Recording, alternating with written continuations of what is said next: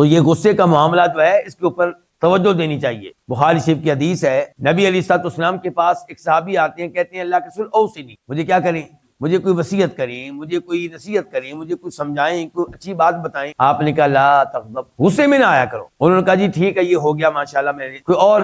ہماری دوسری بھی یہی ہے کہ لا تغضب، غصے میں نہ آیا کرو۔ صحابی نے کہا کوئی اور؟ آپ نے کہا تیسری میری وصیت بھی یہی ہے کہ غصے میں نہ آیا کرو۔ ایک آدمی دوسرے آدمی کے ساتھ جھگڑ رہا تھا تو آپ علیہ الصلوۃ والسلام نے ارشاد فرمایا کہ مجھے ایک کلمہ معلوم ہے، اگر وہ یہ پڑھ لے تو اس کا یہ غصہ جاتا رہے گا۔ اور وہ کیا پھر آپ نے بتایا تھا؟ اعوذ باللہ من الشیطان الرجیم، اللہ تعالیٰ کی پناہ میں آنا شیطان سے بچنے کے لیے۔ اس کا مطلب ہے غصے کے پیچھے کون ہوتا ہے؟